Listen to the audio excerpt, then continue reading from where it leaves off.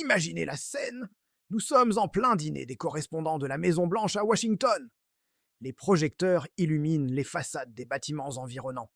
Mais au lieu de slogans festifs, ce sont des images compromettantes de Donald Trump aux côtés de Jeffrey Epstein qui sont projetées en grand format sur les murs juste devant l'entrée de l'événement. Des centaines de manifestants convergent dans la rue. Et pendant ce temps, à l'intérieur, aucun humoriste n'est prévu pour la soirée. À la place, une soirée de propagande organisée à la gloire d'un homme qui affiche les pires chiffres de popularité de toute l'histoire présidentielle américaine. Ce n'est pas une fiction, c'est ce qui s'est passé. Et si vous pensez que c'est le pire, attendez d'entendre la suite. Parce que ce que nous allons décortiquer aujourd'hui sur WN Decrypt, c'est l'effondrement en direct, sur tous les fronts simultanément, d'une présidence qui n'en finit plus de se fracasser contre la réalité. Si vous n'êtes pas encore abonné à WN Decrypt, c'est le moment. Ce qui se passe en ce moment aux États-Unis est d'une importance capitale pour la planète entière. Abonnez-vous, activez la cloche, partagez cette vidéo, allons-y. Commençons par les sondages. Parce que les chiffres racontent bien une histoire que beaucoup de médias traditionnels n'osent d'une part raconter clairement. Selon un sondage publié cette semaine par Strength in Numbers et Veracite, 55% des Américains soutiennent désormais la destitution de Donald Trump. Seulement 37% s'y opposent. Ce n'est pas anodin. Ce n'est pas un chiffre marginal issu d'un sondage partisan. C'est la majorité du pays. Et pour mettre ce chiffre en perspective, selon les archives historiques des instituts de sondage, c'est un niveau de soutien à la destitution supérieur à celui enregistré lors de l'affaire du Watergate, quand Richard Nixon a été contraint à la démission. Nixon, l'homme qui a espionné ses opposants politiques depuis la Maison-Blanche. Aujourd'hui, Trump fait pire dans les sondages que Nixon au moment où Nixon a jeté l'éponge. Un second sondage, conduit par Lake Research Partners pour l'organisation Free Speech for People et publié en avril 2026, va encore plus loin dans le détail. Selon ces données, 52% des électeurs probables soutiennent la mise en accusation. Et cela inclut 55% des indépendants. Oui, vous avez bien entendu, une majorité des électeurs qui ne s'identifient ni démocrates ni républicains veulent voir Trump destitué. Même 20% des républicains déclarés soutiennent l'impeachment. Côté marché de prédiction, la plateforme Kalshi donnait récemment 27% de chance à une destitution et à une révocation avant la fin du mandat, un record absolu depuis le retour de Trump à la Maison-Blanche. Et Polymarket évalue à 65% la probabilité que Trump soit mis en accusation avant la fin de son mandat, même sans garantie de condamnation au Sénat. Mais voilà le paradoxe central de la situation actuelle. Le soutien public à la destitution est là. La majorité du pays est là. Et pourtant, les démocrates eux-mêmes se déchirent sur la stratégie à adopter. En décembre 2025, le représentant Al Green du Texas a tenté de forcer un vote sur des articles de mise en accusation à la Chambre des représentants. Résultat, 23 démocrates ont voté avec les républicains pour bloquer la procédure. 47 autres ont voté présent, une abstention de fait. Seuls 140 élus démocrates ont voté pour faire avancer la démarche. Selon Axios, un haut élu démocrate a résumé l'ambiance en ces termes en coulisses. Je déteste ça. Ce n'est pas un effort d'équipe. Le chef de la minorité démocrate à la Chambre, Hakeem Jeffries, a lui-même déclaré dans un communiqué conjoint avec Catherine Clark et Pete Aguilar, le Congrès républicain se concentre uniquement sur l'approbation de l'agenda extrémiste de Trump. Autrement dit, l'impeachment est perçu par une partie du camp démocrate comme une manœuvre vouée à l'échec tant que les républicains contrôlent les deux chambres. La vraie bataille, selon eux, se jouera aux élections de mi-mandat de novembre 2026. Et les sondages leur donnent du crédit. Selon un tracker de YouGov, les démocrates sont en tête des intentions de vote pour le Congrès semaine après semaine depuis le début du second mandat de Trump, avec une avance qui oscille entre 2 et 7 points. Lors de la dernière vague du 20 avril 2026, ils affichaient 45% contre 40% pour les républicains. Pour en revenir aux chiffres économiques, et c'est ici que la situation devient franchement stupéfiante. Rappelons-nous ce que Trump a promis. Pas une fois, pas deux fois, des dizaines de fois, partout dans le pays, en regardant les caméras droit dans l'objectif. Votez pour moi et votre facture d'énergie sera divisée par 2 dans les 12 mois. Il l'a dit lors de meeting, il l'a répété.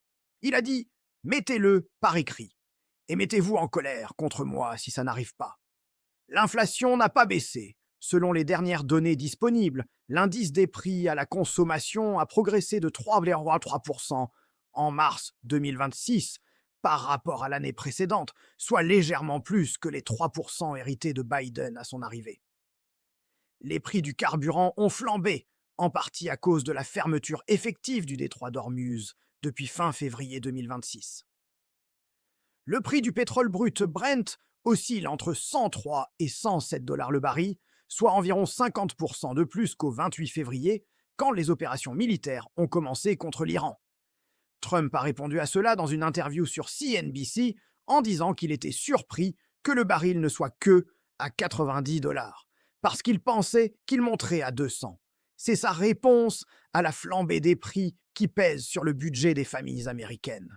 Selon un sondage AP Norc publié cette semaine, l'approbation de Trump sur l'économie s'est effondrée. Seulement 2 Américains sur 10 parmi les indépendants approuvent sa gestion économique, contre 3 sur 10 le mois dernier. Et même chez les républicains, seulement 62% ont une vision positive de ses performances économiques, en chute de 12 points en un mois. Son taux d'approbation global, selon l'agrégateur CNN, est de 37% d'approbation pour 62% de désapprobation. Net approval, moins 25. Selon le tracker de The Economist, moins 17. Ces chiffres sont cohérents d'un sondeur à l'autre. Ce n'est pas du bruit statistique, c'est une tendance lourde. Une donnée est particulièrement frappante. Selon un sondage Fox News, réalisé du 17 au 20 avril 2026, les Américains font désormais davantage confiance aux démocrates qu'aux républicains pour gérer l'économie. 52% contre 48%. C'est la première fois que c'est le cas depuis mai 2010, même sur Fox News. Selon le sondage Market, Trump affiche un taux d'approbation de 39% pour 60% de désapprobation, soit un nouveau record négatif pour son second mandat. Son soutien chez les républicains est tombé pour la première fois sous 80%, à 78%, en chute de 11 points depuis le début du mandat. Et chez les jeunes, la génération Z était initialement légèrement favorable à Trump au démarrage de son second mandat, avec un net approval de plus 9 en février 2025. Aujourd'hui, ce chiffre est à moins 54, une chute de 63 points en un peu plus d'un an. Mais parlons maintenant de l'Iran, parce que c'est là que la diplomatie de Trump révèle toute sa cohérence interne, c'est-à-dire aucune. WN Decrypt vous encourage à vous abonner si ce n'est pas déjà fait et à activer les notifications, parce que nous couvrons ce dossier en temps réel et les développements sont quotidiens. Voici les faits. Le 28 février 2026, Israël et les États-Unis ont lancé des frappes aériennes contre l'Iran, tuant notamment le guide suprême Ali Khamenei et de nombreux responsables du régime. En réponse, l'Iran a fermé le détroit d'Ormuz, voie maritime essentielle pour environ 20% du commerce pétrolier mondial, et lancé des frappes de missiles et de drones contre Israël, des bases américaines dans la région et des pays alliés du Golfe. Depuis lors, Trump a fixé des ultimatums. Le 21 mars, puis le 23 mars, puis le 7 avril pour une capitulation iranienne. Aucun n'a abouti. À chaque fois, il a repoussé l'échéance ou prétendu que la situation évoluait dans le bon sens. Le 11 avril 2026, les délégations américaines et iraniennes se retrouvent enfin à Islamabad, au Pakistan, pays médiateur. La délégation américaine est conduite par le vice-président J.D. Vance, accompagné des émissaires Steve Witkoff et Jared Kushner. La délégation iranienne comprend le ministre des Affaires étrangères, Abbas Araghchi, et le président du Parlement, Mohammad Bagher Ghalibaf. Les négociations ont durement 21 heures. Résultat, aucun accord. Vance repart le 12 avril en déclarant que des divergences majeures persistent. Araghchi, de son côté, affirme que les deux parties étaient à quelques pas d'un protocole d'accord, mais que la délégation américaine aurait déplacé les lignes rouges en cours de négociation. Et maintenant, ce week-end, on se retrouve exactement dans la même configuration. La Maison-Blanche annonce vendredi que Witkoff et Kushner repartent pour Islamabad pour de nouvelles discussions avec l'Iran. Pendant ce temps, la porte-parole Caroline Leavitt affirme sur Fox News que les États-Unis étranglent l'économie iranienne avec le blocus naval. Et Arakchi, lui, est effectivement à Islamabad, mais pour des rencontres bilatérales avec les officiels pakistanais. L'agence de presse iranienne Tasnim est explicite. La visite d'Arakchi à Islamabad n'est pas destinée à des négociations avec les Américains. Ce n'est pas de la diplomatie, c'est de la mise en scène quotidienne, et les marchés mondiaux en paient fait le prix. Ghalibaf, le président du Parlement iranien, a publié des messages sur les réseaux sociaux évoquant ce qu'il appelle la guerre financière contre les États-Unis. Il parle de caps cachés sur les ventes d'actifs américains, d'une pression sur la courbe des rendements obligataires, et les médias sociaux iraniens relaient en boucle ce message. La ligne de front contre l'Amérique est la guerre financière. Pendant ce temps, le détroit d'Ormuz est toujours fermé. Le choc d'approvisionnement pétrolier se prolonge. Et Trump continue de produire des annonces de deals avec l'Iran que l'Iran dément immédiatement. Chaque annonce fait monter et baisser les marchés. C'est le cycle du pump and dump diplomatique. Et voilà maintenant une histoire qui illustre mieux que n'importe quel éditorial la nature de ce régime. En janvier 2026, Donald Trump a déposé une plainte au nom de lui-même, de ses fils Donald Jr. et Eric et de la Trump Organization contre l'IRS et le département du Trésor. Le montant réclamé, 10 milliards de dollars. Le motif, la divulgation non autorisée de ses déclarations fiscales en 2019 et 2020 par un contractant de l'IRS, Charles Littlejohn, qui a reconnu les faits et purge actuellement une peine de 5 ans de prison. Pourquoi est-ce problématique? Parce que Trump est à la fois le plaignant et, en tant que président, le responsable politique des agences qu'il attaque. Il est des deux côtés de la table. Le département de la justice, qui défend normalement l'IRS et le Trésor, se retrouve dans la position absurde de devoir défendre des agences contre le président qui les dirige. Trump a lui-même confié aux journalistes à bord d'Air Force One que c'était très intéressant d'être des deux côtés d'un procès.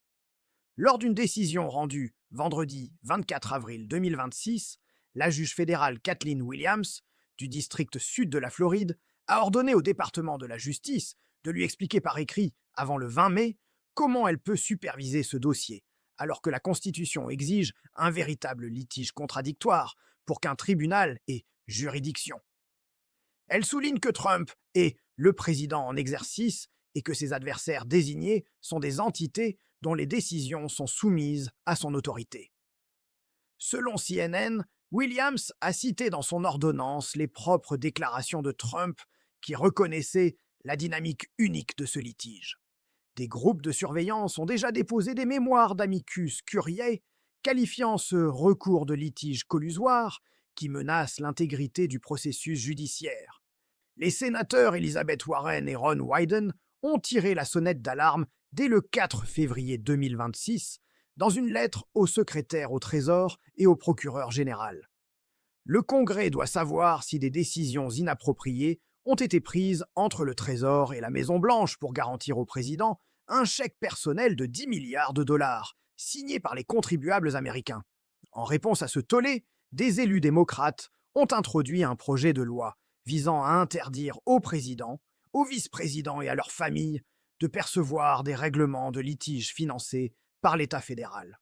Et pendant tout ça, rappelons ce que Trump avait promis aux Américains. Revenons sur ces mots exacts. Demain, je mettrai fin à l'inflation. Ces mots ont été prononcés à la veille de son retour à la Maison-Blanche. Je ferai baisser les prix, et ils baisseront vite. Avant même d'arriver dans le bureau ovale, j'aurai réglé la guerre désastreuse entre la Russie et l'Ukraine. En un jour. 24 heures. Et quand un journaliste lui a demandé, le soir même de son investiture, pourquoi la guerre n'était pas finie, il avait répondu avec un sourire. Il me reste encore une demi-journée. L'inflation n'a pas baissé. La guerre Ukraine-Russie n'est pas terminée. Et maintenant, il y a un conflit avec l'Iran. Les prix de l'énergie ont explosé. Le détroit d'Ormuz est fermé. Voilà le bilan réel. Un dernier point que nous ne pouvons pas ignorer. Trump a publié sur ses réseaux sociaux des visuels offensants visant Candace Owens, en la représentant en train de s'enrichir grâce aux hommes blancs fortunés. Ce sont des images à caractère raciste publiées par le commandant en chef des États-Unis. C'est le président de la première puissance mondiale. Jugez le personnage.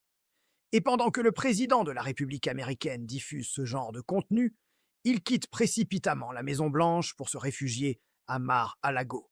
Un aller-retour de 16 heures vers son domaine de Floride avant de revenir pour un dîner de presse dont les protestations ont commencé bien avant que les portes s'ouvrent. Voilà où nous en sommes aujourd'hui selon notre analyse. 55% des Américains veulent l'impeachment.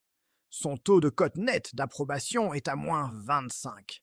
L'inflation repart à la hausse. Le détroit d'Ormuz est fermé depuis 2 mois. Les négociations avec l'Iran sont dans une impasse. Un juge fédéral questionne la constitutionnalité d'une procédure dans laquelle Trump est des deux côtés. Et le président consacre son énergie à publier des images racistes sur les réseaux sociaux. Sur les marchés de prédiction, Polymarket donne à Trump 65% de chances d'être mis en accusation avant la fin de son mandat.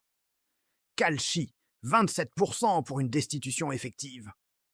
Pour les élections de mi-mandat de novembre 2026, les démocrates sont devant en intention de vote dans tous les sondages depuis plus d'1 an. Le message que les Américains semblent vouloir envoyer devient chaque semaine un peu plus clair. Nous continuerons à vous tenir informés sur WN Decrypt. Abonnez-vous si ce n'est pas encore fait. Activez les notifications. Partagez cette vidéo avec ceux qui suivent l'actualité américaine. Les prochains mois seront décisifs. Et nous serons là pour décrypter chaque développement avec vous. Merci d'avoir regardé.